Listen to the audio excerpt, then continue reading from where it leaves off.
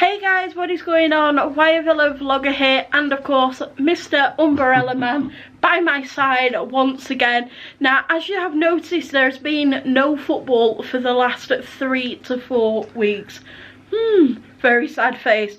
But tonight we're doing something a little bit different here on the channel, and we are going to take you right back to when we first started supporting Blackburn Rovers. We're going to call this a football journey, and to where we are now, where we are supporting Wyre Villa. So we're going to go to my dad and ask him a couple of questions, and yeah, really looking forward to this. Are you?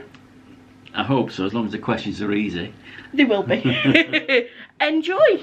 Right, well, we're going to start the very first question. So Dad, what is your first memory of Blackburn Rovers? I can't remember the first game I ever went to, but it was with my dad, Grandpa, and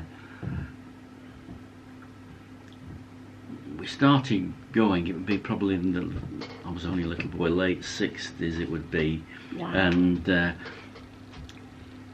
if he couldn't hold me up to watch the game, I used to sit on those barriers on the terraces, those metal frames where you leant against the terraces, yeah, to watch the game, because I could see above everybody then.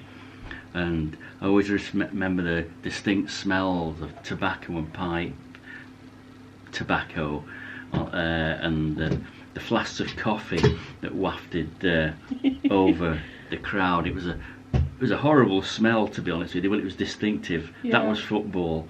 Wow. And it was an alien environment in that you had all these crowds. They were all rooting for the particular team, and the excitement was really palpable, and that's what got me going, really. It was the fact that, wow, there was something so powerful here, and you just wanted to be part of it. That's incredible. And it was obviously at that age, it was a unique feeling. Definitely.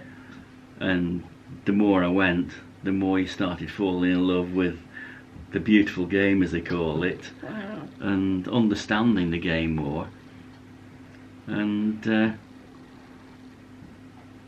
that's where your love of Rovers came from, really. Wow, that is incredible. That is kind of something you'll probably never forget. Well, you won't forget it, because it's so distinct in your memory. I remember some of the characters of Rovers. I mean, there was the likes of Keith Newton, who was an England fullback, a right fullback, one of the attacking fullbacks of their great player, Keith Newton, that died very young, actually, when he was in his 50s. And Stuart Metcalf, Don Martin, was Billy Wilson there then? Adam Blacklaw, who came from, did he come from Burnley or go from Rovers to Burnley? I don't know, but anyway, you know, yeah, exactly. But one of the real characters, a guy called Jimmy Fryatt. He was a big raw-boned centre forward. You could hear him come from a mile off with his clod-hopping feet, and he was a big clumsy guy. Yeah. And everyone, what did they call him?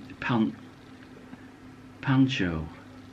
I think they called him Pancho because he had a Mexican Zapata moustache. Wow. Yeah, and he was a real folk hero, very limited player, Yeah. but what a character.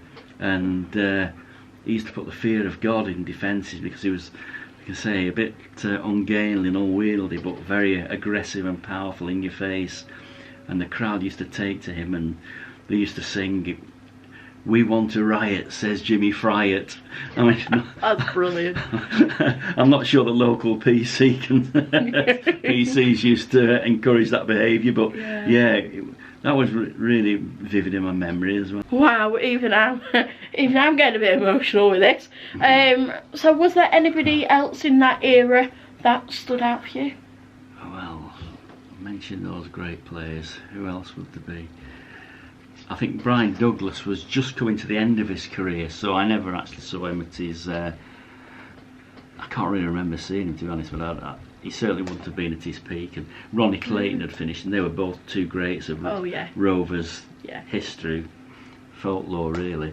I remember one particular game We always seem, for some reason, I always seem to go to the Chesterfield games we used to play, and we never seem to beat them. They always beat us 1-0, and a guy called Ernie Moss, who was a big centre forward, he always used to score the only goal.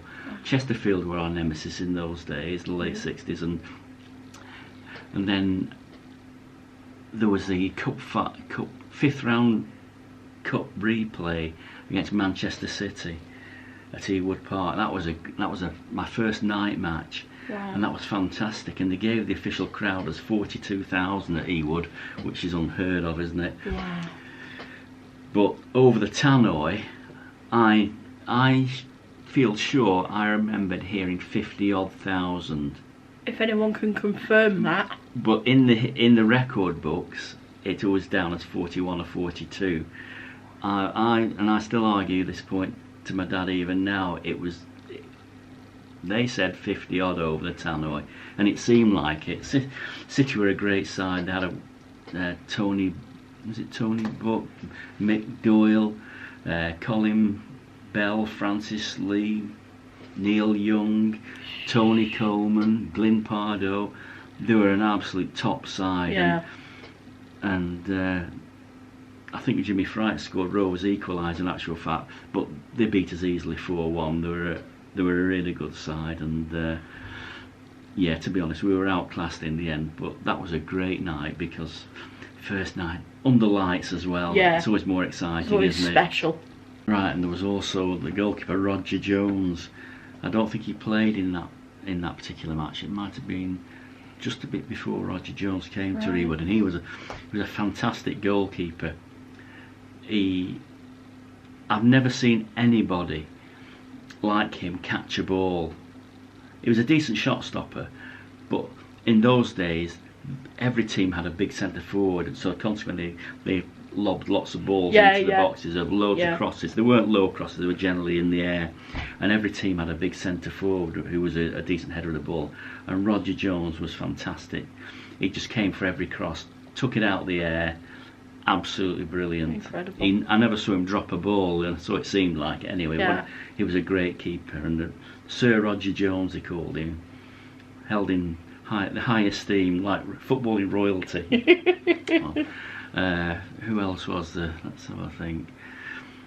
Well, aside from Jimmy Fright, who again was a good header of the ball, I think there was Joe Royal around as well at that time, who was the lighthouse used to call him. He played for Everton, and he was a brilliant header of the ball, a big guy again. Yeah. But the best header of the ball at that particular time was in my opinion, I'm afraid to say, a guy who played for Burnley a year or two later, called Paul Fletcher. He was absolutely incredible in the air. He jumped about 3 feet off the air, and he hung in the air, waited for the ball, and then he absolutely walloped it with his forehead. Wow. He was a great header of the ball, the best header of the ball I've ever seen in my life. Brilliant. He was that good. And I shouldn't really be saying this about a guy who used to play for Burnley, but he was that good. He was that good. Yeah. So you're talking all about these fantastic players and the memories. Yeah. But I believe you actually moved away from the area for a couple of years. For 6 years it was. The late 60s, we moved down to Denver for 6 years, I think it was. Yeah. Mainly because of Grandpa's job, and we all went as a family. And yeah, so you dropped off the radar of Rovers a bit. You still looked for their results, but you weren't as involved. You weren't going back to games at Christmas and things like that. Yeah. So we tended to go to local games in Devon.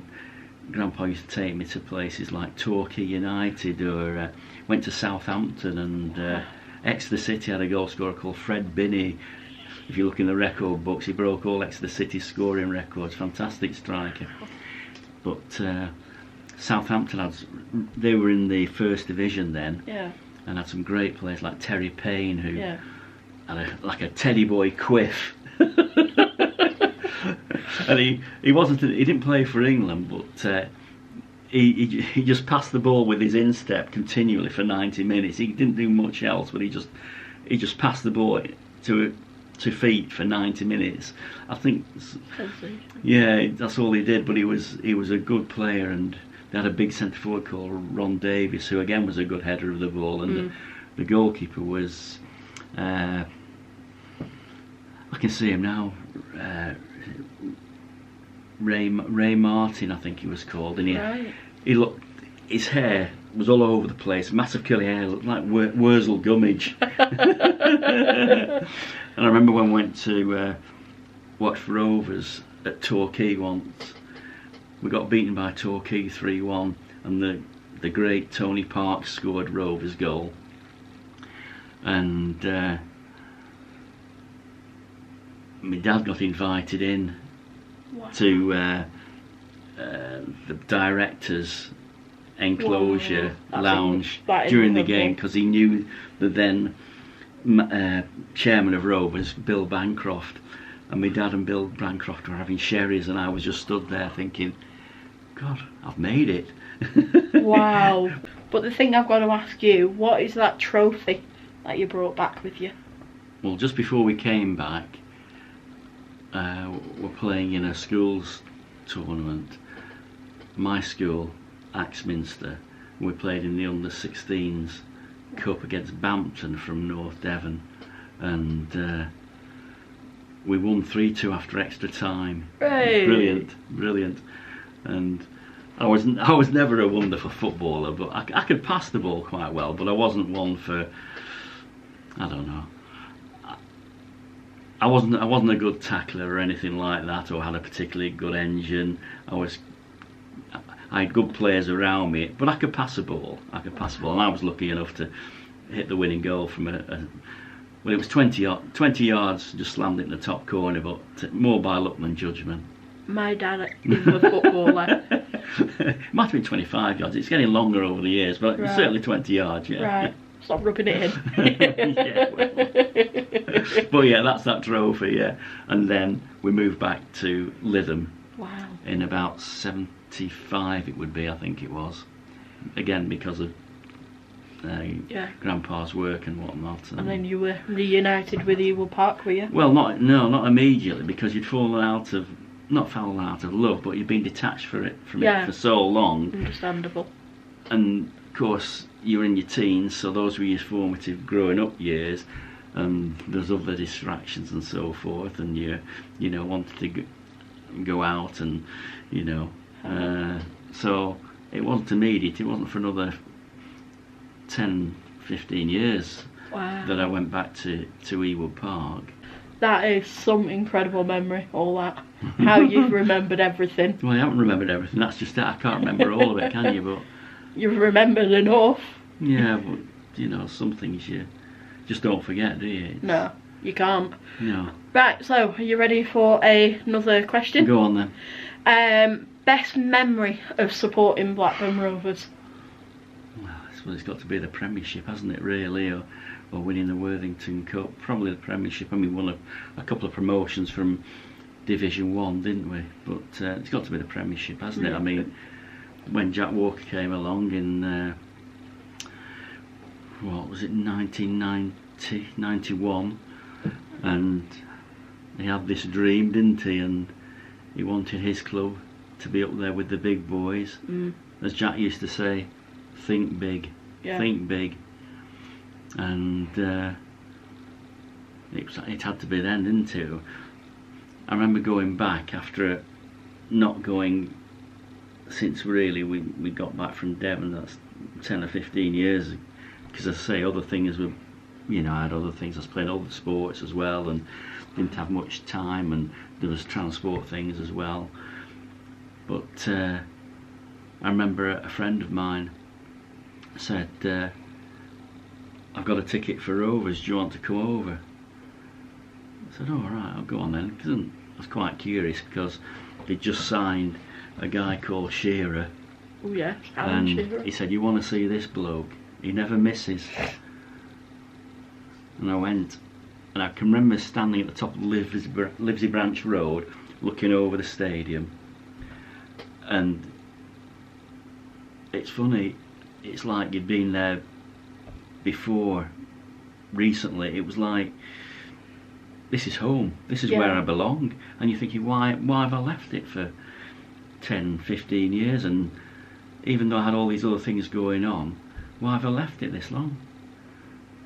And it just felt like going home. Yeah. Even though it had all changed from when I last went.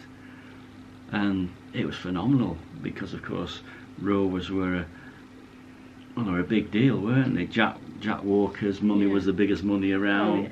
He was attracting excellent players. They had real ambition. They were mixing it with the big boys and blooding their noses. No, it was great. And Dalglish was a huge powerful pulling source for Rovers in terms of getting players in and bums on seats, what of a better expression. And it was just an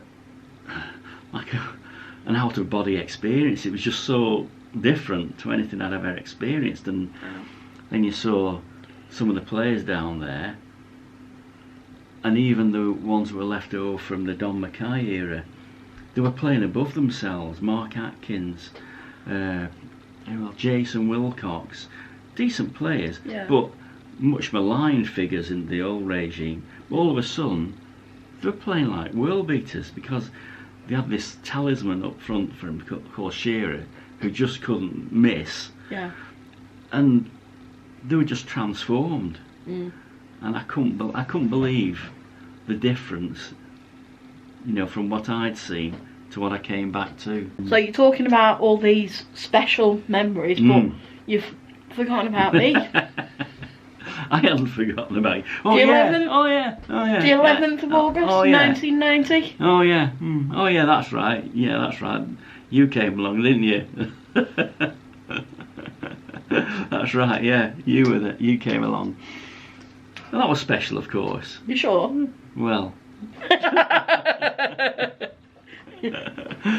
No, it was great. It was great. When I was still doing my football, even though you were on the horizon, and there was no sign of you wanting to go to Rovers anytime soon, was there really? No, I was too young. Much too young.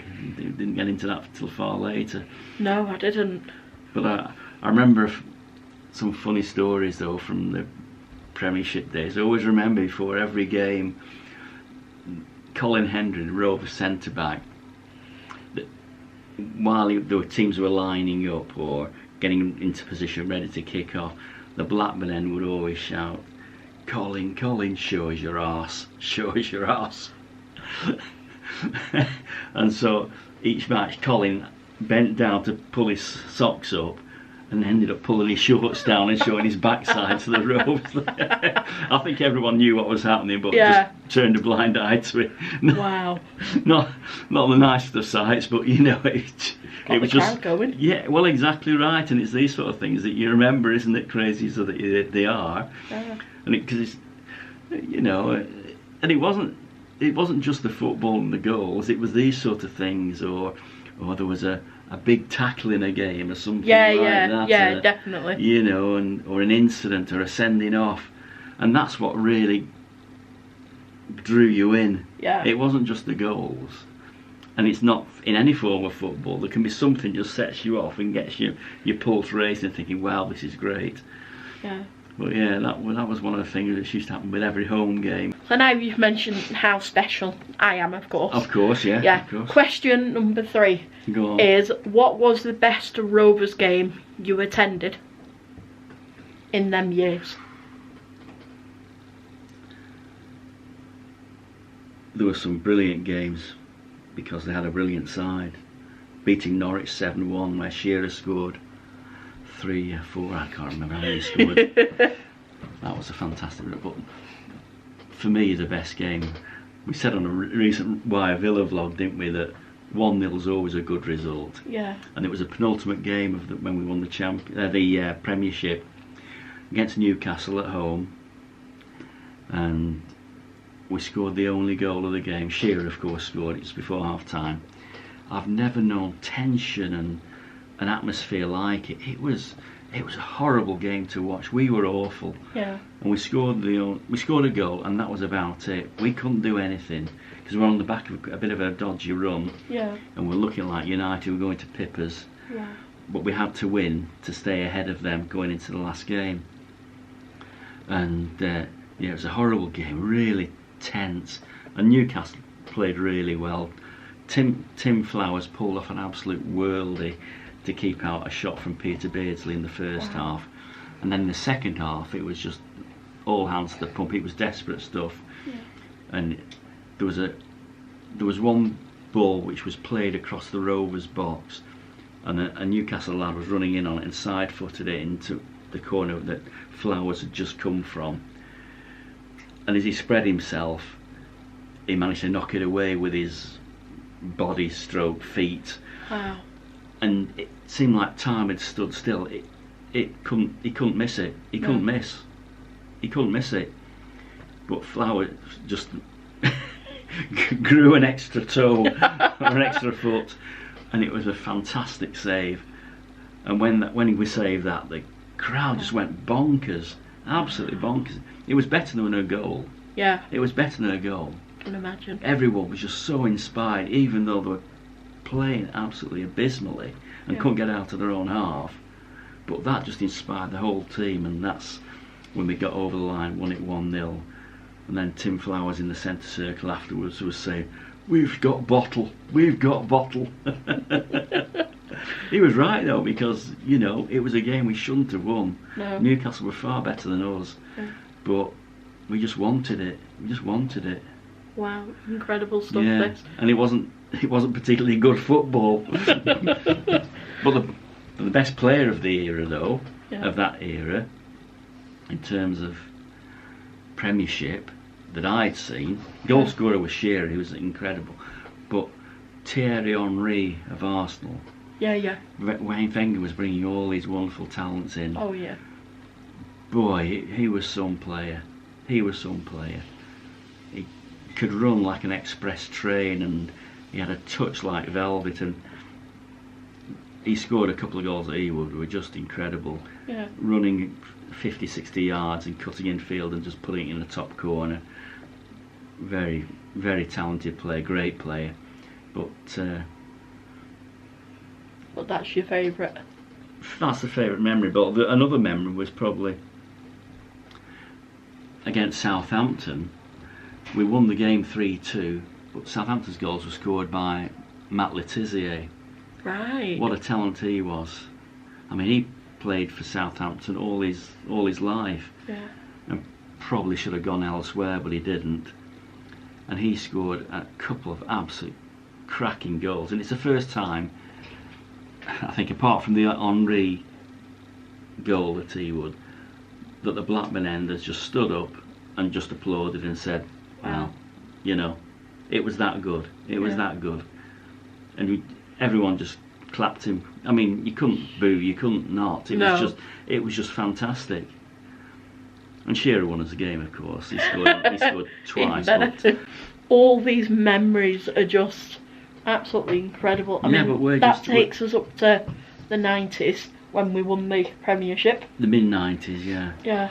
Yeah, and I think there's another 3 or 4 managers came and went then, and then Graham Souness took over in 2000. Right. And he was a real hard and abrasive, arrogant person, but he was good for Rovers, and he brought in some excellent players, and he put together a good team. Yeah. We won the League Cup.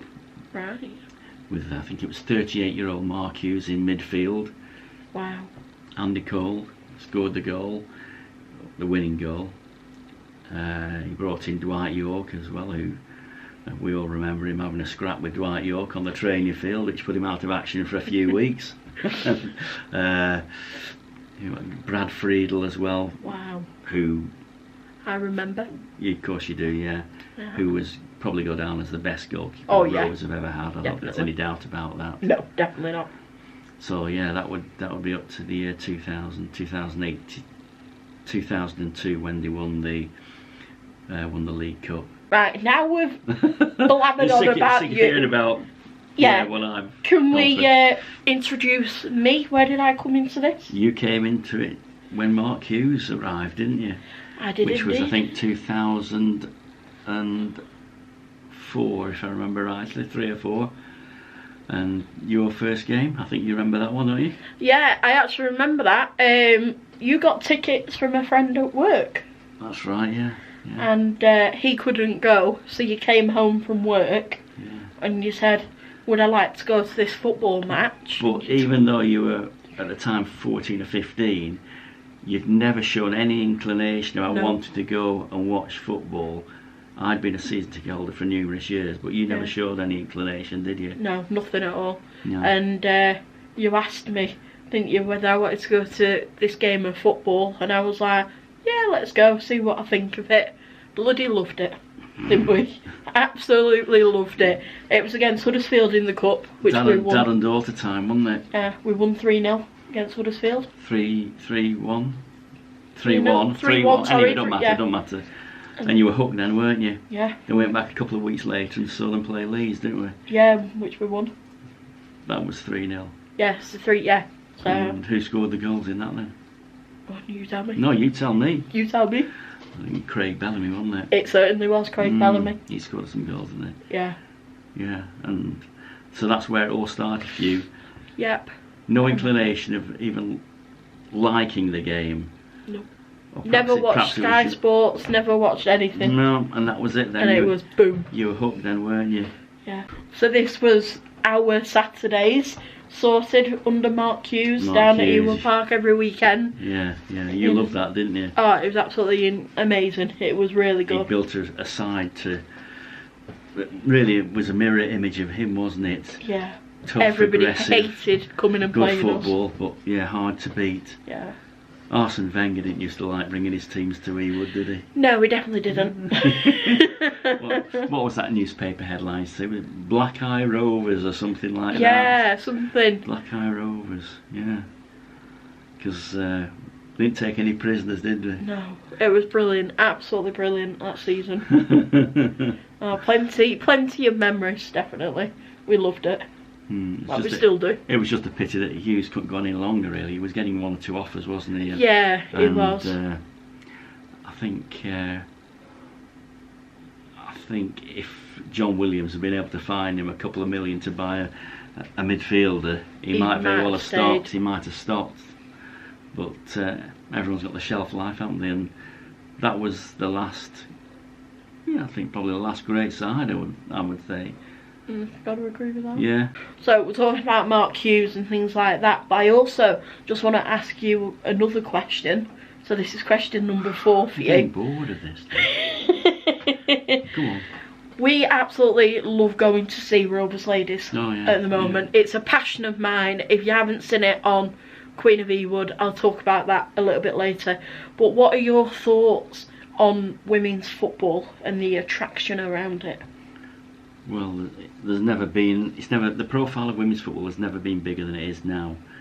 And we started going under Mark Hughes' stewardship with a men's team to watch Rovers Ladies at Clitheroe, didn't we? Do you remember? Katie Anderson and all that. Katie Anderson, that's right. And that'd be about 2005.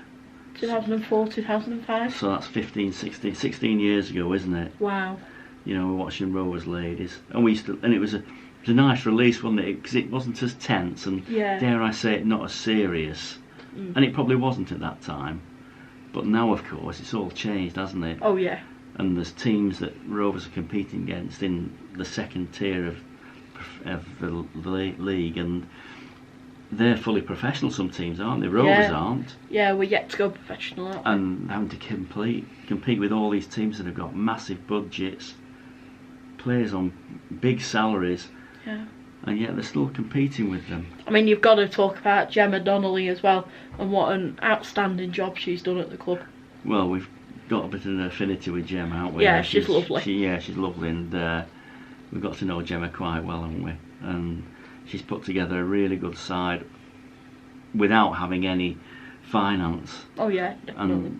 And one arm tied behind her back, basically, but she's put together a really good side that's competitive. Yeah. I'm sure she'd like to be at the top end of that division. Yeah. But it's just hard keeping pace with all these other teams that are fully pro, isn't it? Yeah, definitely got to agree with that.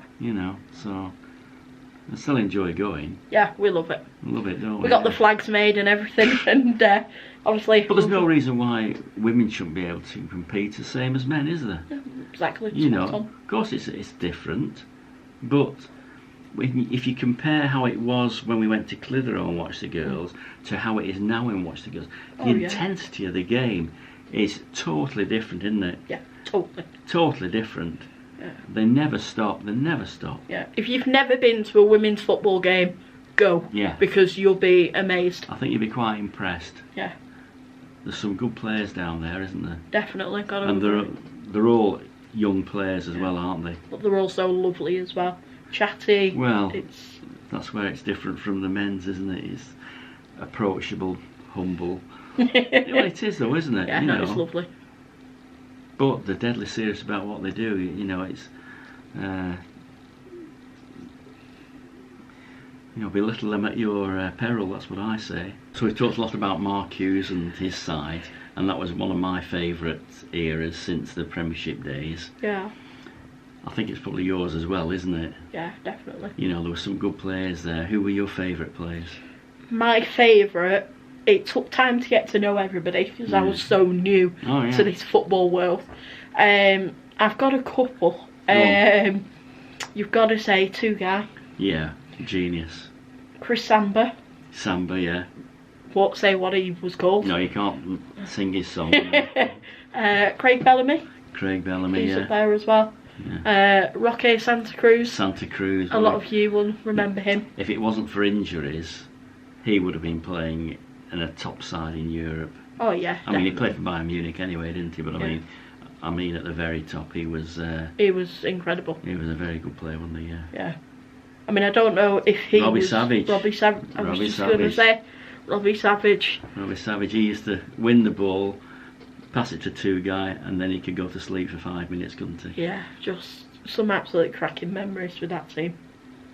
The Europe days. And yeah, that's right. And they always said, didn't they, about To Wyre that, well, he smoked 20 cigs a day, didn't he? And he had 2 at half time when Hughes wasn't looking. You wouldn't believe it if you didn't see it or hear it. But if you go onto YouTube and have a look at his goals, they were all great goals. There was no tap-ins, were there? No. And some of the pieces of skill, they were all worldies, weren't they? I've got to say, the players there as well, you've got to mention Chef Decucci. Chef Decucci. The belly flopper. Well, he was a bit like a Jim Fright of the day, wasn't he? Yeah. You know, he was... we had no money, or not that much money, and we wanted a centre forward, and Chef Decucci came in from... I don't know, where was it from? Was it Crewe or somewhere? Yeah. And he'd always scored goals in the lower leagues, and he was really limited. But what a character! Yeah. And he did really well for Rovers, didn't he? He actually really did. You know, he did very well for Rovers, and I think we actually sold him to Crystal Palace for about 2.5 million in the end. I mean, how Hughes pulled that one off, I just do not know. But anyway, but he was a good character, wasn't he? But yeah, they're my top players. Yeah. Another favourite of mine has got to be when Mark Hughes was approached by that journalist and was talking about To Wyre. Oh yeah, that's right. And he was asked, wasn't he? The journalist said, if he was, I bet you wish To Wyre was 10 years younger. And Hughes said, no, because if he was, he'd be playing for Barcelona. Yeah, I've got to remember that one. We listened to that on the radio or on YouTube or wherever it was, and we just laughed. And I think that might have been the game where he absolutely destroyed Steven Gerrard. Yeah. It was absolutely incredible, that game. Absolutely made a monkey of him. Yeah. Just brilliant.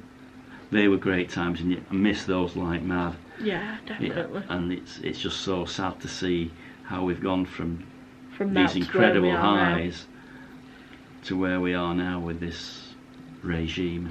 So, what are your favourite memories then of watching Rovers? Or wow, there's a couple, and then there's one that I will never ever forget.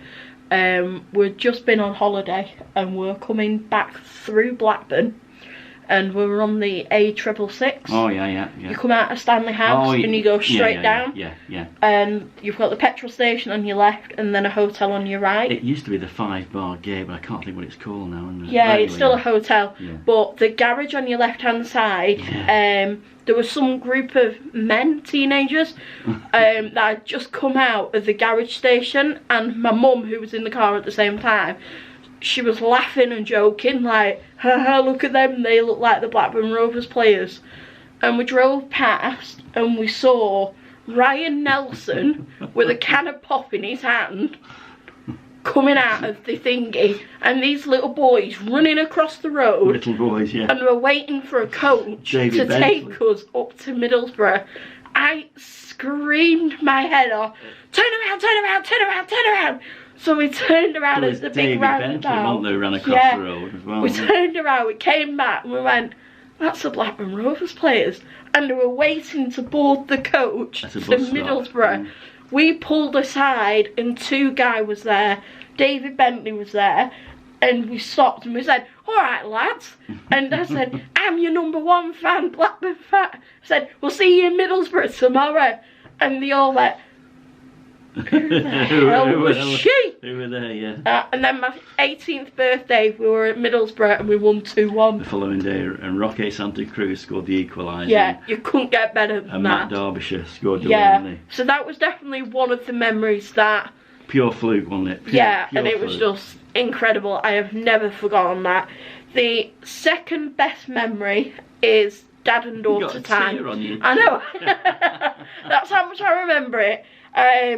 Excuse me.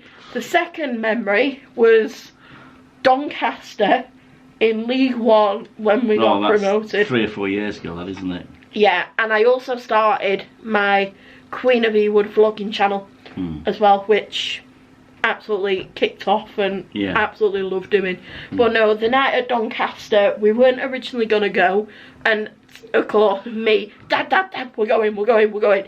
Tickets were cheap, so we went, and it was just, oh. Who scored the goal? Can you remember that? Come on, can you remember? I know. Charlie Mulgrew. Correct, Charlie Mulgrew, yeah. Oh, it was just incredible. So they are my 2 top moments with Blackburn Rovers. So thank you for that question, Dan. So yeah, apologies there for the little tears. It always gets me them memories, but you wanted to say something. Well, no, I was just saying that after Hughes left, Sam Allardyce came in. No, Paul Ince came in. Paul Ince came in. He was an absolute disaster, wasn't he? Oh, yeah, he was shocking. He was booed off the park at Wigan, and he lost his job, didn't he? I mean, he was one of John Williams' worst decisions. He usually got most things right. Yeah, it was bad in that. He was a shocker, wasn't he? He was clueless. Do you remember that picture of him on the touchline with that piece of paper in his hand? And one of the media people had focused up on the piece of paper, and it showed a picture of a goal and a bloke kicking a ball, and it said shoot. Oh yeah, I remember that. Yeah, that's the type of guy Paul Ince was. Yeah, definitely. Plenty more of them. Good player, but not very bright, I don't think. No. Allardyce came in, didn't he? Who divided opinion, let's put it like that. Yeah, it definitely divided. But at the time we were an ailing side. We were up there. Yeah, we'd gone down from the Hughes days, hadn't we? And we needed someone who could keep us competitive and obviously keep us in the division. And that's what Allardyce did. And Allardyce certainly did that until he was ridiculously sacked by the owners that we have now. Yeah. But anyway, that's a totally another story. But we've been through it. You know, I think the one bright spot to come out of the Allardyce era was Phil Jones. Yeah. He was a product of the academy, wasn't he, Phil Jones? England player. Well, yeah, now, if that guy should have been England centre-half for the next 10 years. Yeah. And it didn't quite work out like that. I don't know whether it's on YouTube or not, but when he came on and made his debut, he played in midfield. And he went into 3 tackles with Rio Ferdinand. And they both got up and went to the next one and the next one. And the crowd absolutely went bonkers, didn't they? Because they were full-blooded challenges. They really were. And Jones came out on top with the ball all the time. And from that moment on, he was the first pick, wasn't he? Yeah. The thing was, Allardyce, and everybody knew he was the best at centre back, but because he was so good elsewhere, he would either play at right back or centre midfield or whatever. Yeah, definitely. And then when Ferguson bought him, his big mistake was, I know Ferdinand was a good player, but Jones should have gone straight in the side as a centre back. Ferguson made the same mistake as Allardyce by playing him at right back, left back, midfield. Yeah, and that shows how good he is. He playing in Manchester United side, he could play anywhere, but he should have been a nailed-on centre back, and he would have been England centre back and captain for the next 10 years, without a shadow of a doubt. I've never seen anyone at Rovers as talented as that. He was a very, very good player, and it's just such a shame that injuries really have stilted his development. I mean, he's a very wealthy young guy, but I'm afraid his best is well behind him now, isn't it? Yeah. So after Allardyce was sacked by Venkis in 2010, that's when the rock kicked in, wasn't it, really? And we were been season ticket holders for donkey's years, and we'd invested so much money, emotion, time, travelling, in the club. It got too much, and the last 10 years have just been a gradual dumbing down of the club, and basically eroded our interest in the club. Yeah, definitely. We're glad to see the Rovers at 4th from top. We're doing all right, and they're doing really well. Yeah. Again with homegrown players, but the thing is that the regime there, they couldn't run a corner shop. No. They had inappropriate people in inappropriate positions. Yeah. Usually for their own gain rather than the good of the club, and that results in a spiral downwards, I'm afraid. Yeah. And it does seem as though, from what I've heard, there's changes occurring in the club now which are getting to the root of the problems, and they're turning certain departments around. But you've got to ask yourself, why after 11 years of you all of a sudden doing this, when you've had 10, 11 years to do it from the off? Yeah. Pardon me from being cynical about things, but without going into too fine a point, it's just been very, very badly run, and who knows for whose benefit. But anyway, that's one of the reasons really that you started looking at doing something yourself and doing your vlogging, wasn't it? Yeah, a lot of people around Rovers knew me as Queen of Ewood, which I absolutely love, and I still do now. Of course, I was following the ladies home and away. We started doing that. Yeah, we did. I got in Lancashire Telegraph for doing a 1,000-mile challenge for the ladies, which was just away games, and we actually nearly covered over 2,000 miles that season. We went to Leicester, went to Villa, Coventry. We went all over. To Durham, I think. Yeah. It was just absolutely incredible. And from that moment, I was like, I really want to vlog all this. And I'd seen quite a lot of non-league vloggers who were filming the games, talking about the grounds, and I thought, I really want to do that. But they weren't doing it exactly like you, were they? No, I was kind of different. I was kind of unique. Yeah. As a way that I was doing it, and it all started around the Rovers ladies. And my first actual vlog was Doncaster away, which was the promotion party. So that was again one of my favourite all-time moments. Really started to take off, didn't it, when you became more and more disaffected with Rovers, and I wasn't going to the volume of games, and I was running out of patience is the best expression, and wasn't prepared to sink hard-earned money into what I know is to be a poor organisation. Yeah, which is understandable when you've supported them for so long. Exactly. We were just being taken for granted. Yeah, I mean, on a Saturday we just used to sit there and would look in for the scores, fine. And then I said to my dad, there was a non-league game on around the corner, and I said, come and watch it. I said, it's full of tackles, it's full of passion, and I said, come and watch it. And we went and I filmed it, and that was my first non-league vlog for Queen of Ewood. Yeah. And it just kicked off from there, and I absolutely loved it, and so did you. Well, yeah, because I mean, if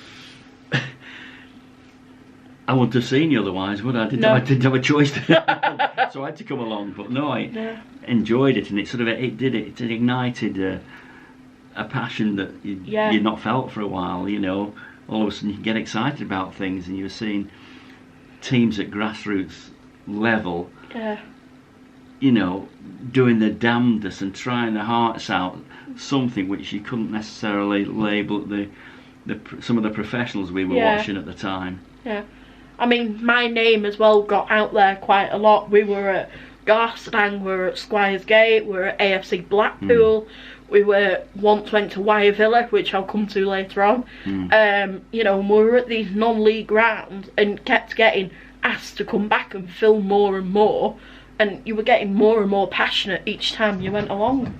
Yeah, most of the people were very enthusiastic about what you were doing, weren't they? But you know, there again, there were some others that perhaps took you a bit for granted. Yeah. And you know, when you're giving up a lot of time and so forth, and you know, they're perhaps not willing to give you an interview or give you a bit of short shrift, you're thinking, well, you know, it's a two-way street, this. You know, you can at least be civil, and there's a few places which we won't mention that we decided to give up on, but in general everyone was very good. Some ground hopping. Yeah, so as I was going back to Villa more and more and more, it really opened up my eyes to non-league football and grassroots, and it was just given an opportunity to get clubs who people don't know out there on a bit YouTube. More exposure, and go and visit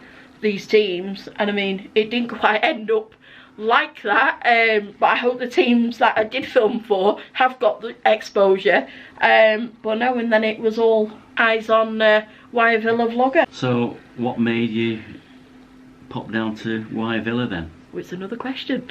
Again, as we're talking about filming, and it all stemmed around that really, but it was a pre-season friendly down there, and again, you were invited as well. We'd looked on Facebook and we were like, oh, what games are on this weekend? We've been passed around a few times, and we've been driving past, and we were like, we must go there, we must find a game and see what it's all about. So we found a game, we pulled up and we went in, and it just, wow, just incredible. Wasn't it?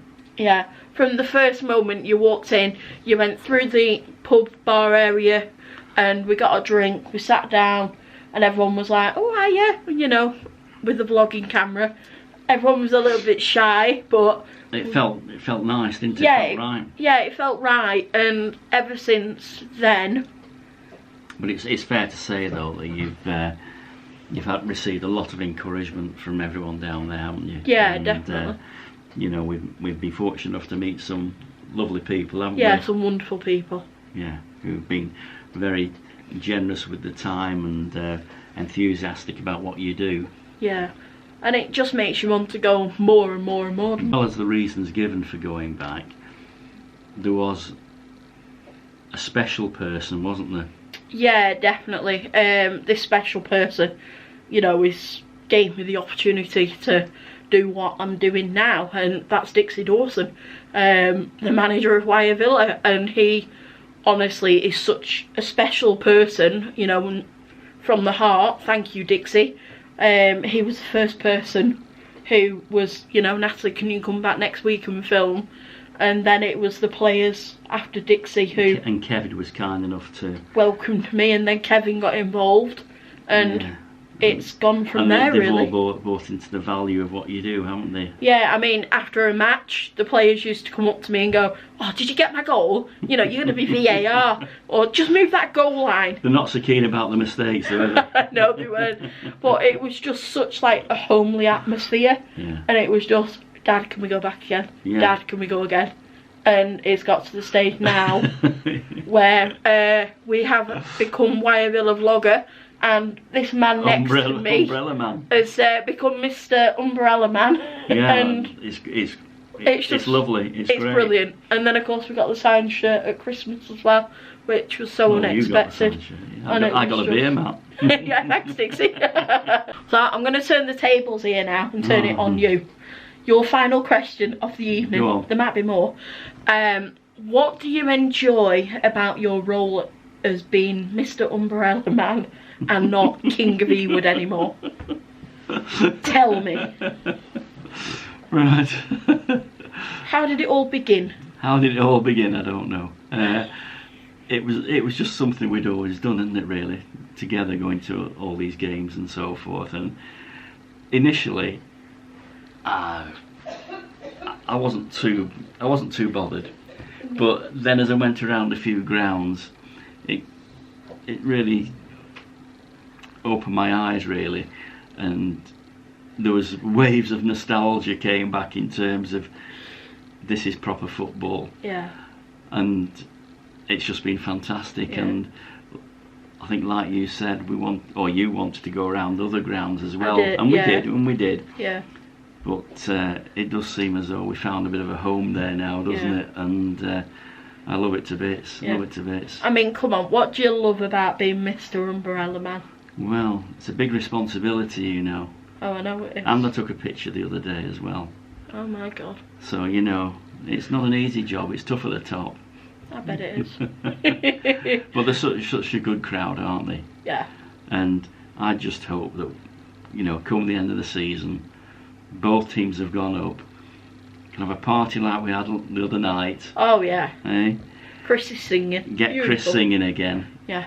Wow, that would be absolutely fantastic, wouldn't it? Well, we just touched on special people, and Dixie being the man who really encouraged you to go down there, and him along with Kevin and the other guys have really taken everything on board, and they seem to love it, which is great. Yeah, thank you. But I'm very proud of you as well.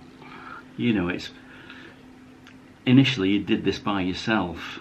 You went out to these clubs by yourself doing all this, and it was lovely to see, you know, you being brave enough to jump into the lion's den and go and ask people if you could do these things and do these interviews, and it's proved to be a real success. So from that perspective, I'm very proud of you.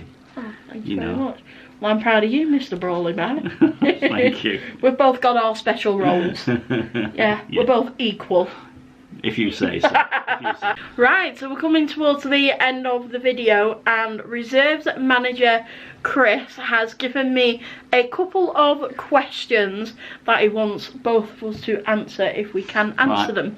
So thanks Chris for this.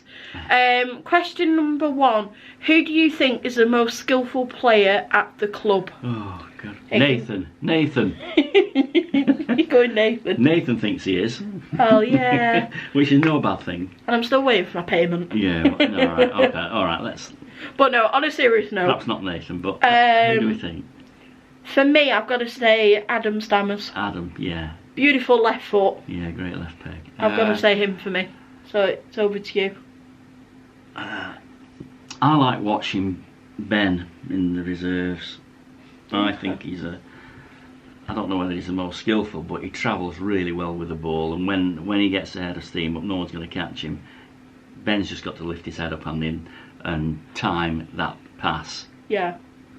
Once he's learnt that, he'll be a top player, won't he? There's no stopping him. Yeah, good player. Yeah, so there are our choices. Yeah. Ben and Adam. So congratulations. Go on, another question then. Question number 2. Who are your favourite Villa players and why? Oh, gosh. Again, this is a hard one because I absolutely love everybody at the club. We love them all, don't we? Yeah, we love them all. For me, it's got to be Dion. You liked it, yeah. Yeah, Dion's lovely. He really is. Yeah, he's a nice guy, isn't he? So he gets my vote. Right, Dion. So over to you. I think Robbie's a good shout. Robbie. Yeah, for a young guy, he's very assured, isn't he? He reads the game well. He's quick enough He's certainly strong enough. Yeah. He passes it well. He never misses a header. No. Mind you, I suppose it helps when you're playing next to Phil as well, who's really assured, isn't it? Yeah. And I'm sure Phil's influence rubs off on Robbie, so yeah. Yeah. Let's say Robbie, yeah. So Robbie and Dion are favourites, so congratulations. Right, the next question, this is for us both. Come on. Which song would you like to see sung and who by at the end of the season do?